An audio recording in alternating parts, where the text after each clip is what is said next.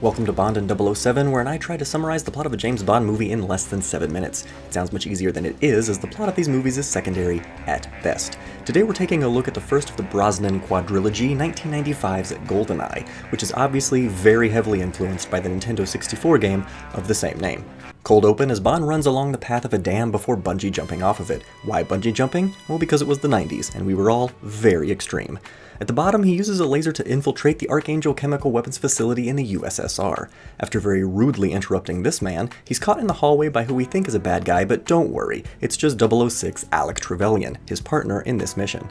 The two MI6 agents enter the heart of the facility, taking a defensive stance against the approaching army.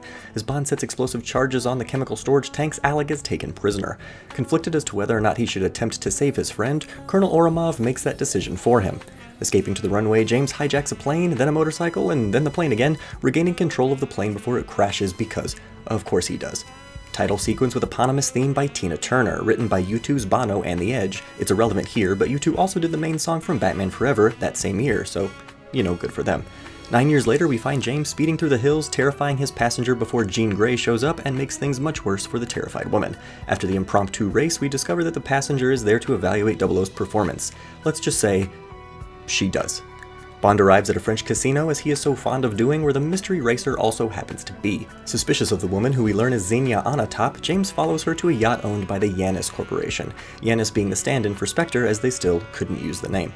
After the yacht drops anchor, Xenia drops a Canadian admiral in the way that only she can, ironically, from below him. The next morning, Xenia and a man posing as the Admiral attend a demonstration of the new Stealth Tiger helicopter, and by attend, I mean they kill the pilots, take their uniforms, and steal said helicopter. At the Space Weapons Control Center in Russia, the evil record producer from Josie and the Pussycats, but in this movie he's Boris, hacks the Department of Justice database and escapes detection, claiming himself to be I am invincible! Xenia and now General Ourumov land the stolen helicopter at the control center for a surprise test of the GoldenEye satellite. The staff were not expecting the visit or to be mowed down by a machine gun after handing the keys to GoldenEye to Ourumov, but life is full of surprises. Unbeknownst to them, there is a lone survivor, Natalia. The pair set the control center as the target for GoldenEye before absconding with the controls. Now technically Ourumov didn't lie, as this was a test of the satellite, and a successful one, as an EMP blast takes out the facility and the Russian jets sent after them. At MI6, Bill Tanner has been monitoring the situation in Russia and briefs Bond and the new M on what has happened. James spots the Tiger helicopter as well as the fact that someone has escaped the blast. In M's office, they reference the fact that Judi Dench has replaced the previous M, supporting the single timeline theory for the Bond universe, but that's not the kind of thing you can talk about in 7 minutes. Each admit they don't like each other's methods, but M sends James after Ourumov to retrieve GoldenEye, but I don't want you running off on some kind of vendetta. in St. Petersburg, Ourumov blames the attack on Siberian separatists. He learns that Natalia is unaccounted for, and we learn that so is Boris. In Q Branch, James gets a belt used for rappelling, there's a great traditional background gag, and he's given a pen that in fact is mightier than the sword. In Russia, Bond is picked up at the airport by CIA agent Jack Wade, who looks an awful lot like the bad guy from The Living Daylights. Natalia uses a terminal at a computer store to contact Boris and arrange to meet at a church, and it turns out that Boris is in cahoots with the traitors Xenia, or whatever the Russian word for cahoots is. Wade takes Bond to the club of Valentin Zukovsky, an ex-KGB agent with whom Bond has a rough past, but can get him into Yanis. Valentin is less than willing to help, but changes his mind in exchange for a faux weapons deal which will net him a large profit. We find James in this absurd hotel pool, ostensibly sent there by Valentin, knowing that he would have a run-in with Onatopp. And run-in she does. James gets the upper hand because of course he does, and forces her to take him to Yanis. Yanis is revealed to be the very much alive Alec Trevelyan. He wants revenge on the British not only for what happened to him 9 years ago, but also because his parents were Cossacks, which, to very much oversimplify the entire situation, were a group of Soviet defectors during World War II who, after the war, were returned back to the USSR by the Allied powers. And as you can imagine, Stalin was not very nice to them when they returned. The former 006, very accurately, honestly, blames the British for his parents' death. Bond gets tranquilized and wakes up trapped in the Tiger with Natalia. He's able to activate the ejector seat before the helicopter explodes, and the duo are picked up by the Soviet army and interrogated by the Minister of Defense.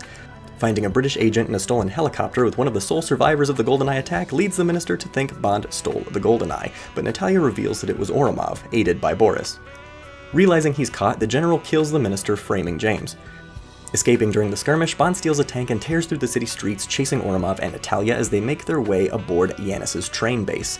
The locomotive makes an unscheduled stop when James parks the tank on the tracks. The bad guys slip away, locking Bond and Natalia on the train. Recognizing her former co-worker's handiwork, Natalia is able to backtrace his location to Cuba before the train car explodes. James and Natalia get to know each other before flying into Cuba in a plane provided by Wade, a plane that is not returned to him.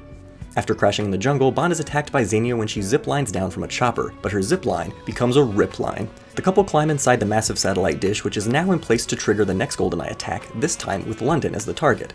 Bond and his girl are caught in the villain's lair because it's the last 20 minutes of a James Bond movie. Knowing Q's tricks, Alec takes all of James' gadgets. Not knowing Q's tricks, Boris absent-mindedly picks up the grenade pen and unknowingly arms it. Once again, Boris is able to escape a scenario wherein everyone in the command center dies, still attempting to complete his attack on London. Alec gives chase to Bond as he attempts to destroy the transmitter. The two fight atop the antenna, with Alec ultimately getting cable guyed. For a third time, Boris appears to indeed be invincible. He is not. GoldenEye is widely considered to be one of the best, and frankly, I find it hard to disagree. It's a great movie, it's fun beginning to end, it's over 2 hours, but the time flies by.